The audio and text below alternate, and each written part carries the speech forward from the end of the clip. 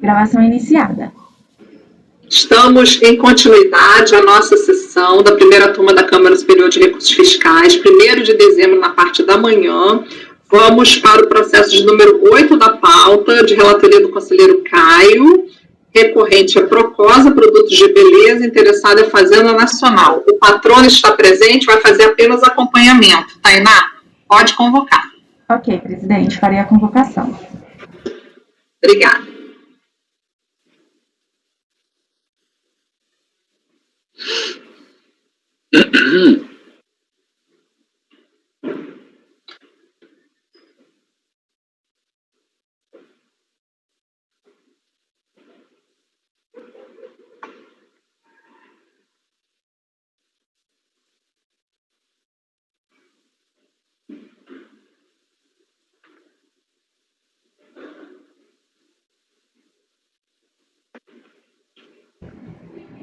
Item 8 da pauta, seu processo será julgado agora. Por favor, verificar mensagem privada no chat.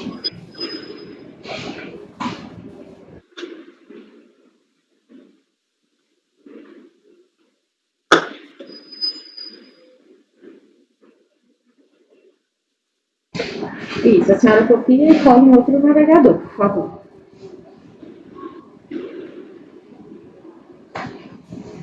A patrona já foi convocada, presidente. Obrigada, Tainá.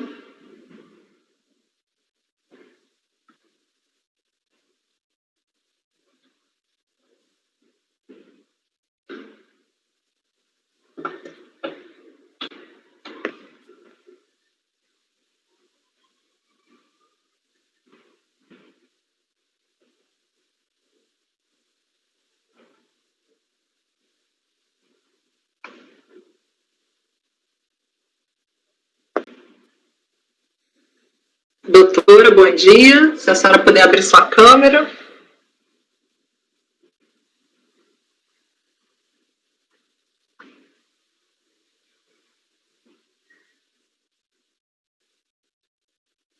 Bom dia, doutora. Seja bem-vinda à nossa turma. Bom dia. Eu vou pedir só para a senhora deixar o microfone desligado e passar a palavra ao relator. A senhora vai fazer o acompanhamento, não é isso? Exato. Então, relator, o senhor está com a palavra, por favor. Muito obrigado, presidente. Trata-se de recurso especial interposto pela contribuinte em face do Acordo 1101, final 89, sessão de 9 de abril de 2014, proferido pela primeira ordinária da primeira Câmara da primeira sessão, que conheceu parcialmente e, na parte conhecida, negou o provimento a recurso voluntário apresentado pela contribuinte. Em resumo, a contenda tem como objeto PERDECOMP transmitido pela contribuinte, visando a compensação de vários débitos de sua titularidade com suposto crédito de RPJ, formado por um saldo negativo apurado ao final de 2003, que foi reconhecido apenas parcialmente pela autoridade fiscal desde o início. Eu registro que a celeuma que ainda prevalece no feito é em relação à apreciação de tema que estaria precluso por não ter sido devidamente combatido na manifestação de conformidade, qual seja a formação de indébito por estimativas compensadas não homologadas.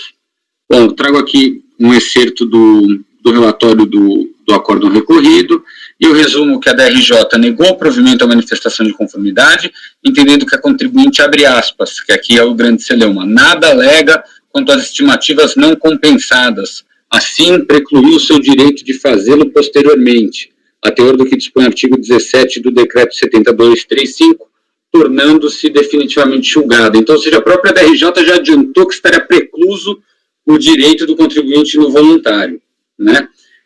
No que tange aos valores de imposto de renda retido na fonte, concluiu a DRJ pela carência de provas em relação à parte das rubricas e a impossibilidade de formação de saldo negativo em relação às demais.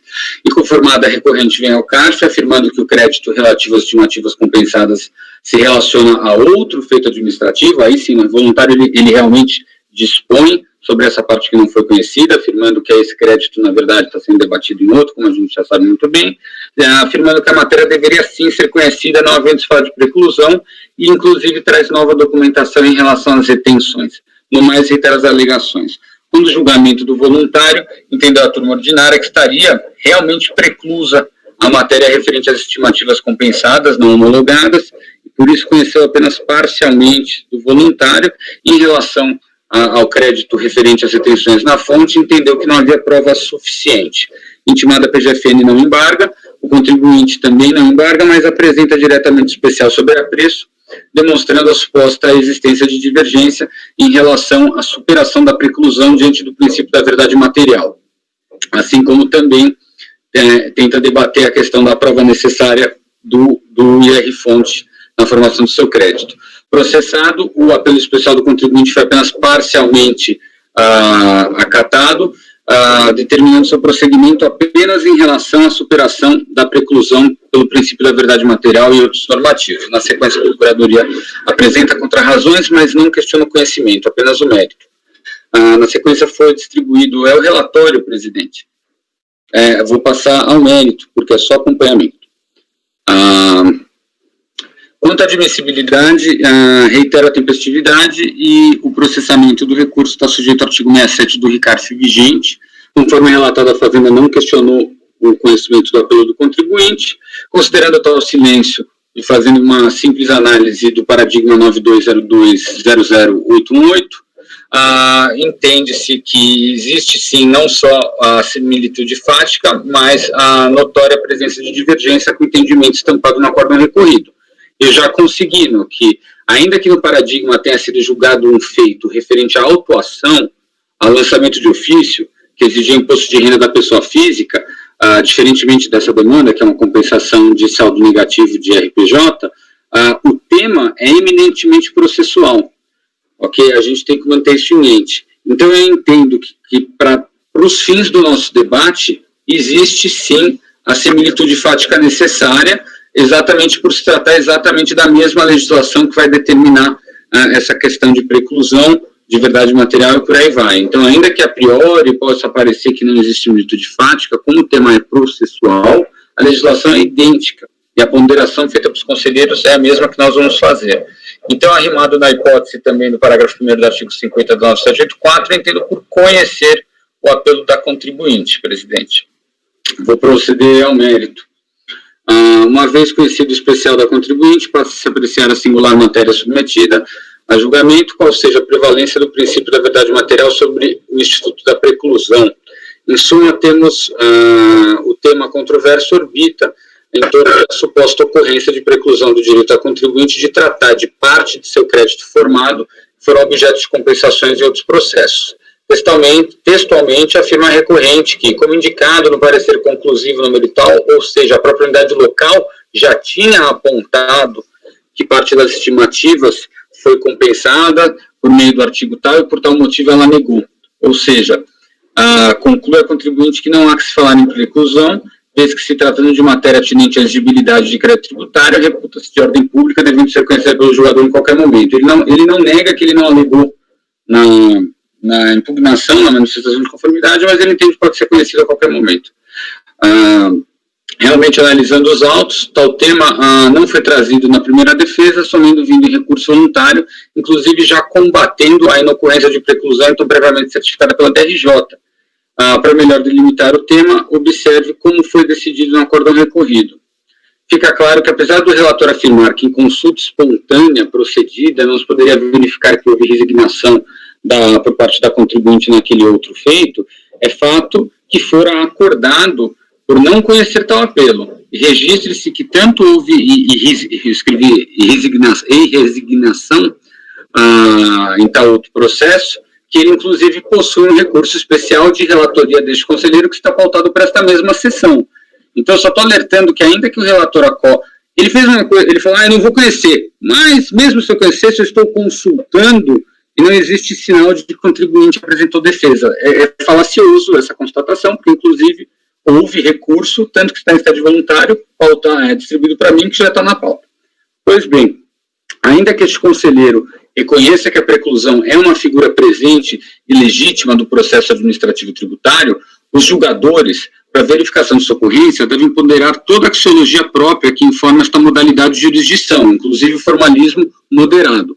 Lembre-se que o presente caso versa sobre compensação e não exigência de crédito tributário, constituído em face da contribuinte em razão de uma determinada infração, sustentada em determinação de uma acusação construída por autoridade fiscal. Aqui, na verdade, já constou do despacho decisório que tal percentagem do crédito tributário não existiria, pois seria oriundo de estimativas cujas compensações não teriam sido homologadas. Nesse tipo de litígio, não existe qualquer interesse fazendário em não se reconhecer o crédito efetivamente existente ou mesmo pugnar pela sua redução ou não homologação. Sequer existe hipótese de recurso de ofício nos casos envolvendo restituição ou compensação, sendo dispensada a revisão determinada pelo princípio da oficialidade que informa as outras contendas em torno de lançamento de ofício. E, de igual forma, o parágrafo 1º do artigo 21 do Decreto 7235 dá tratamento à consequência da preclusão prevista no artigo 17, determinando o destaque e a cobrança do crédito tributário em controverso, não se aplica também em casos de compensação e restituição. Ora, se ainda existe, então, um litígio em trâmite, nas instâncias administrativas ordinárias, que aqui o CELEUMA, sobre essa compensação, não poderia uma formalidade, uma simples ficção processual sobre a verdade e a ontologia, a qual é típica do contencioso judicial, obstar o reconhecimento de parte do direito que pode se revelar existente. E, especificamente, no caso dos autos, existe forte indicativo, eu estou sendo aqui fazendo até um eufemismo, existe forte indicativo de que não existe mais qualquer conflito entre a posição da Receita Federal e a pretensão do contribuinte, de modo que o fundamento do despacho decisório para denegar o crédito referente a estas estimativas compensadas em outro processo teria sido institucionalmente superado pelo parecer COSIT número 2 de 2018.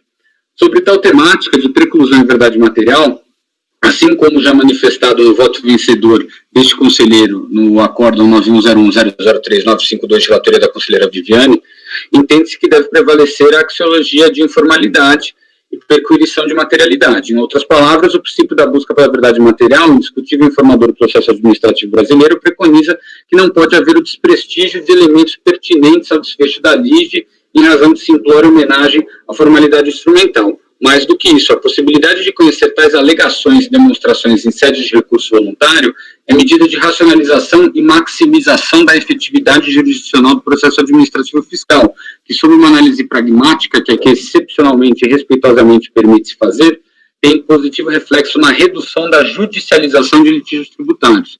Se não for enfrentado tal tema, diga-se, com base em elementos já acostados e presentes nos autos, antes mesmo do acordo de segunda instância, certamente o contribuinte buscará seu direito no Poder Judiciário, sendo que a gênese de tal litígio judicial, dispendioso tanto ao Estado quanto ao contribuinte, será devida apenas por tal rigidez adotada na esfera jurisdicional administrativa. Desta forma, considerando o entendimento, não pode prevalecer a decisão alcançada no acordo recorrido, devendo, nesse caso, agora sob exame, ser relativizada a preclusão. Diante do exposto, voto por dar provimento ao recurso especial da contribuinte para reformar o acordo recorrido, devendo os autos se tornarem a turma ordinária para julgamento complementar do recurso voluntário interposto. Presidente, é como voto. Ok. Só para eu a DRJ, de pronto, falou que as estimativas estariam fora da lide porque a interessada não contestou. Não trouxe na impugnação qualquer elemento de prova, então, se nada contestou, a DRJ foi e falou, essa matéria aqui eu não vou analisar. E isso foi confirmado no recorrido. O recorrido falou, a DRJ está dizendo que não tem argumento trazido na impugnação, então também não vou conhecer. Então, o caso seria só de fonte. Aí, agora, em sede de recurso especial, aí para eu entender o que subiu. Pode falar, doutor Caio. Como eu disse, subiu a possibilidade de ser superada a suposta preclusão já declarada pela DRJ. O que acontece? O crédito ele tem basicamente duas origens: retenções em fonte e estimativas compensadas em outro processo que não foram homologadas a priori, que o contribuinte continuou litigando. O contribuinte da manifestação de conformidade, ele só tratou do fonte. Realmente ele não fala sobre as estimativas que foram compensadas. E a própria DRJ fala, verifico ter ocorrido já a preclusão nos termos do 17 em relação às estimativas. contribuinte não voluntário questiona e fala, não ocorreu minha preclusão. Isso é uma matéria que já foi, a própria autoridade de piso já tratou dela, eu decidi não falar, mas eu acho que pode sim ser debatida agora, está no outro processo. Aí, em face dessa provocação involuntária, veio a turma ordinária e falou, não, realmente está preclusa, não vou conhecer. Aí, com base nessa posição, ele pegou um paradigma, okay, que fala que em casos em que existe materialidade sobre o que está sendo debatido, pode-se superar uma preclusão de um silêncio na manifestação em homenagem ao princípio da verdade material, a eficiência do processo. Então, basicamente, é isso que está sendo debatido aqui. É processual, presidente. Obrigada pelos esclarecimentos, doutor Caio.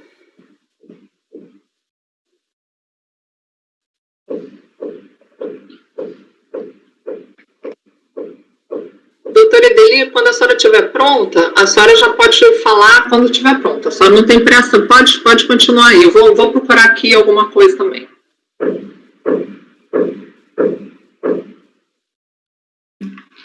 Eu, no mérito, já tenho condições de divergir do senhor Caio, mas justamente porque a DRJ declarou a preclusão da matéria, a minha dúvida é se eu devo negar conhecimento ao recurso, por isso estou analisando o paradigma. É exatamente a minha dúvida. Porque eu imaginei isso, da RJ, olha, isso aqui não se fala mais, então isso está me causando esse desconforto. Mas pode falar, conselheiro.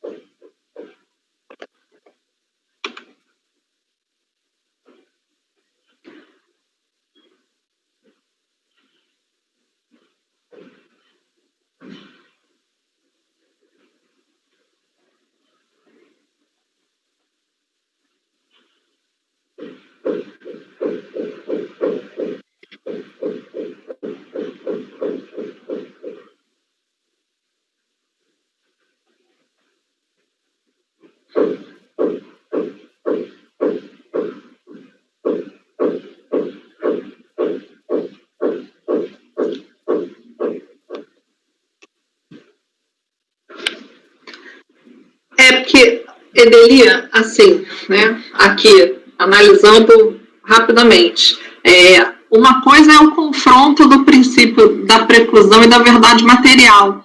Nesse caso, está faltando a verdade material. Então, pode falar, Caio. Eu só gostaria de entender onde estaria faltando a verdade material.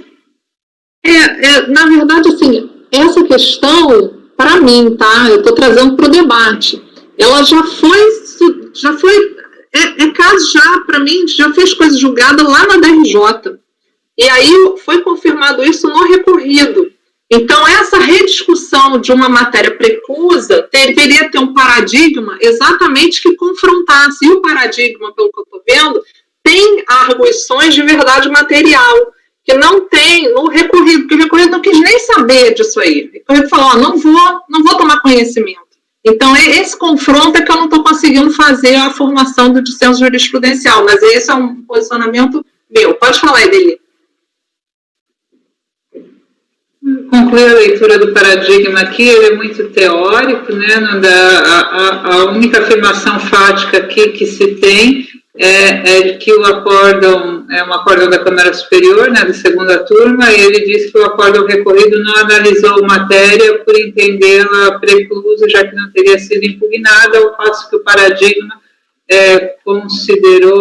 entendeu que poderia analisar a matéria não expressamente contestada. Então, eu não sei aqui se esse acórdão da Câmara Superior analisou um caso em que a preclusão foi declarada na DRJ, mas o fato é que alguma preclusão foi dada nesses termos, como que o regimento exige a similitude, né? Então, me parece que o entendimento da segunda turma aqui nesse paradigma reformaria o recorrido. Então, o meu direcionamento é pelo acompanhar o relator no conhecimento, mas no mérito divergir.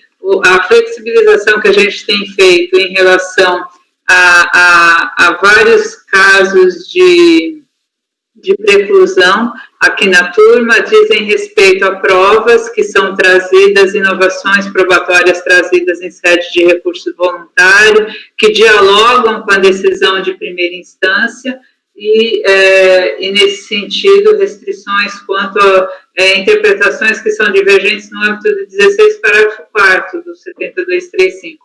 Aqui a divergência está em sede do artigo 17 do PAF.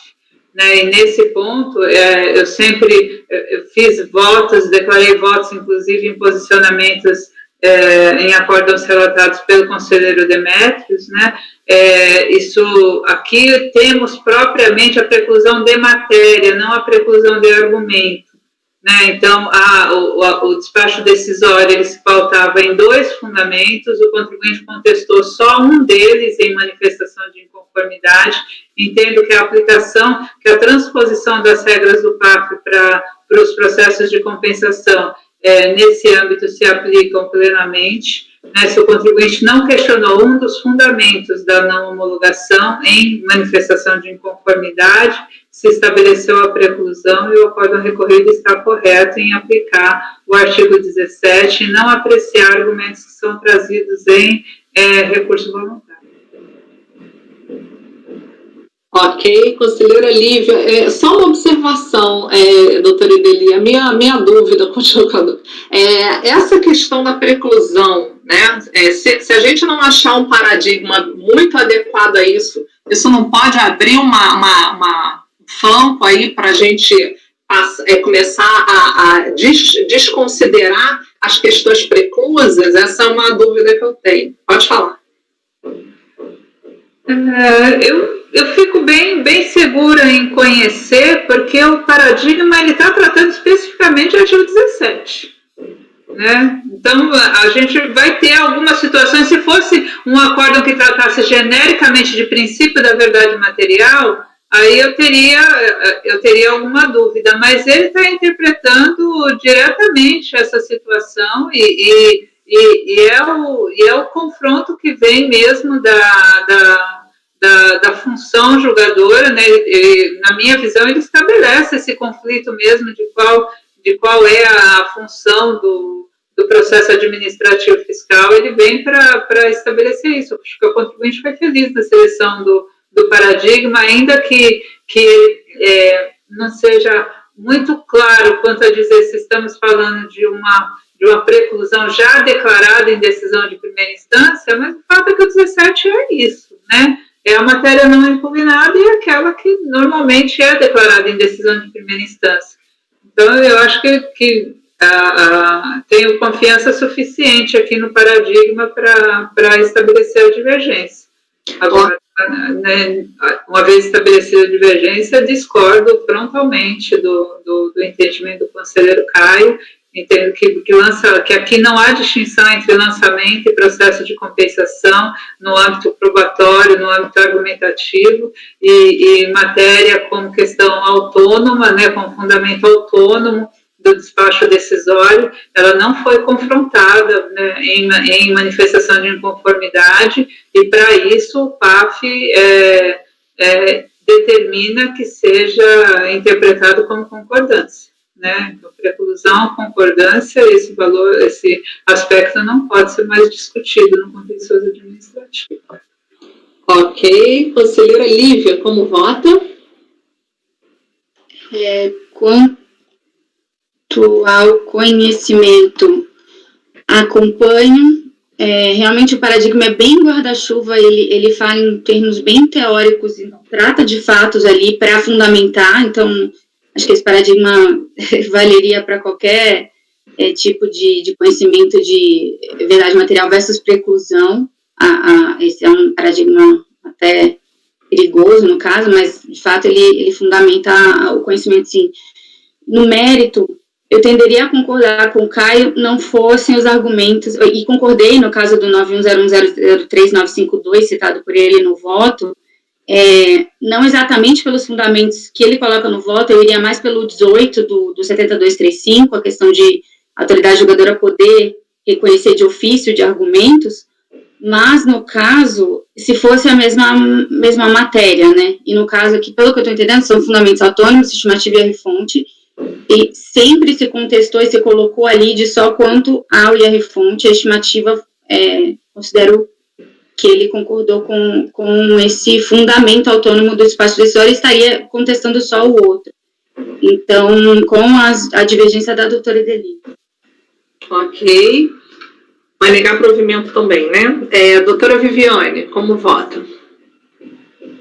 Eu conheço do recurso, acompanho o relator nesse sentido, e quanto ao mérito eu me dirijo frontalmente, a posição, em alguns casos, até semelhantes, como eles citam um voto que fez o voto vencedor, no caso, não é tão semelhante a essa situação aqui. Essa aqui, para mim, é mais incidente ainda do que aquele caso, né? Mas certa a questão da preclusão aqui, a questão, como ficou bem claro pela divergência da conselheira Deli, que eu acompanho, então, são duas matérias, apenas uma foi contraditada, né, desde o início, então considero que o acordo recorrido deve ser mantido, né, ao negar provimento naqueles termos. Então, eu nego provimento aqui. Conheço e nego provimento a recurso do contribuinte. Ok, doutora Viviane. Doutora Amélia, como a senhora vota? Também, de início, eu tive um pouco de dúvida com relação ao conhecimento, mas entendo também que seja aí um guarda-chuva, né, como a conselheira Lívia mencionou, então também acompanho o conhecimento, e no mérito também vejo que são matérias diferentes e que já não foi mencionado nada em manifestação de conformidade, então para mim também estaria precluso a matéria, né, então eu acompanho também a divergência. Ok, conselheiro Fernando, como vota? Presidente, eu acompanho no conhecimento, né? E no mérito também vou pedir vênia para o conselheiro relator. O voto está brilhante, mas essas questões de preclusão eu também me apoio nesse ponto de matéria preclusa. Não há como se adentrar nesse mérito, conhecer essa matéria depois em outras instâncias. Então eu acompanho a divergência para negar provimento no mérito. Ok, conselheiro Toselli, como o senhor vota? Presidente, também costumo flexibilizar bastante as regras processuais nos PAFs decorrentes de não homologação parcial de compensação. Esse voto aqui do Caio, ele vem de uns outros, que inclusive que eu já separei, daqueles que eu guardo com muito carinho, mas aqui o ponto, como bem trouxe a conselheira Ideli, é que o contribuinte, já no despacho decisório, ele sabia que o crédito dele não foi homologado por duas razões, dois fundamentos autônomos, duas matérias. E na hora que ele faz a manifestação de conformidade, que não é a impugnação, então por isso de não ter que ter tanto rigor, mas o fato é que ele não se insurgiu contra a parte do crédito que ele estava buscando compensar. Então, realmente, eu acho que com dor no coração, porque eu costumo flexibilizar manifestação de conformidade e decisão da DRJ, mas a gente está diferente daqueles argumentos que vão aparecendo na dialética processual. Aqui, desde o início, eram 2 os motivos determinantes, ele só está com 1. Então, com a devida vênia ao relator, nesse caso específico, eu vou acompanhar a divergência, presidente. Então, você conhece e nega provimento, certo? É isso? Tá. Eu, doutor Caio, eu peço vênia, mas eu, assim, ainda não me sinto confortável para conhecer, tá? Mas serei vencida e, portanto, no mérito, eu também nego o provimento, tá? Então, foi por conhecido, por maioria, vencida Andréia, que negou o conhecimento, e no mérito foi negado o provimento por maioria, vencido o relator, e que deu provimento ao recurso, certo? Eu vou fazer o voto vencedor, tá? Ok? Então, no conhecimento não precisa, porque o senhor venceu, só no mérito, tá bom? Então, doutora, muito obrigada. Pois não, doutor Caio. Eu só queria fazer um breve esclarecimento, que eu entendo que a tese é ousada, mas o que eu quis, a minha proposta, não sei se ficou claro, era estabelecer que existe diferença muito grande entre o litígio do crédito e o litígio do auto de infração, principalmente porque não tem o destaque do crédito previsto no artigo 21 e definitividade. Ainda que o contribuinte não questionou aquela parcela da compensação, ela continua pendente e litigiosa. Então era só, porque foi invocado o nome de um grande amigo meu, o conselheiro Demétrios. Eu só gostaria de esclarecer que eu não estou adotando a tese da verdade material do Dr. Demétrios, eu só quis explorar um outro aspecto que é a diferença. Então era só esse esclarecimento que eu queria registrar, até esperei todo mundo votar, para não parecer que eu estava querendo convencer, mas era esse registro. Obrigado, presidente. Ok, doutor Caio. Doutora, muito obrigada pela sua participação e até uma próxima oportunidade. Obrigada. Bom dia. Tainá, pode parar a gravação um instantinho, por favor?